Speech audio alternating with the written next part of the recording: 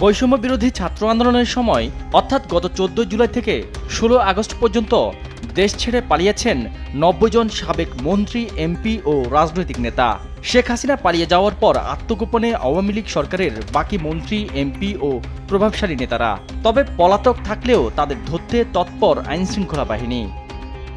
এর মধ্যে গ্রেফতার সাবেক আইনমন্ত্রী আনিসুল হক, সাবেক প্রধানমন্ত্রী শিল্প ও বিনিয়োগ উপদেষ্টা সালমান এফ রহমান, সাবেক ডাক ও টেলিযোগাযোগ প্রতিমন্ত্রী জুনাইদ আহমেদ পলক। শেখ হাসিনার আত্মগোপনের পর ফেসবুকে সরব থাকলেও খোঁজ মিলছে না সাবেক তথ্য প্রতিমন্ত্রী মোহাম্মদ আলী আরাফাতের।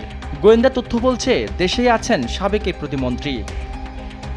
সামাজিক মাধ্যমে খবর ছড়ায় আরাফাত ঢাকাস্থ ফরাসি দূতাবাসে লুকিয়ে আছেন। তবে এই দাবি নাকচ করেছে দূতাবাস কর্তৃপক্ষ।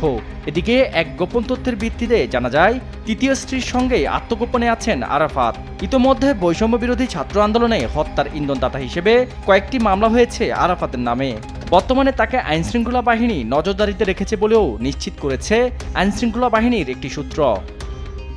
এদিকে গত 12 August Bangladesh financial intelligence unit BFIU সব ব্যাংকে চিঠি দিয়ে আরাফাত ও তার স্ত্রী শারমিন মুস্তারির ব্যাংক অ্যাকাউন্ট ফ্রিজ করার নির্দেশ দেয়। এমনকি তাদের মালিকানাধীন ব্যবসা প্রতিষ্ঠানের ব্যাংক অ্যাকাউন্টও স্থগিত করার নির্দেশ দেওয়া হয়েছে।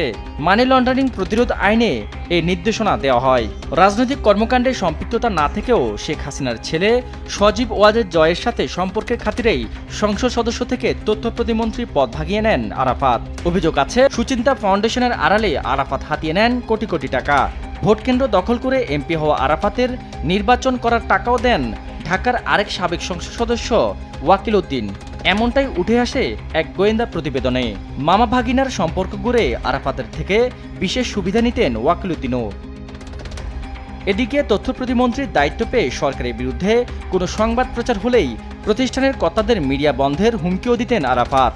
বৈষম্য বিরোধী ছাত্র আন্দোলনে শিক্ষার্থীদের পক্ষে সংবাদ প্রচার করা মিডিয়াগুলোকে হুমকির মুখে ফেলেন সাবেক এই তথ্য প্রতিমন্ত্রী। ব্যক্তি জীবনে অধ্যাপনা করলেও তার চরিত্রে রয়েছে কালো অধ্যায়। ব্যক্তি জীবনে ছিল একাধিক বান্ধবী, একে একে বিয়ে করেন 4টি। অভিনেত্রী শমী কায়সারের সাবেক স্বামী এই আরাফাত। শাহাদাত নিশাত, দেশ টিভি, ঢাকা।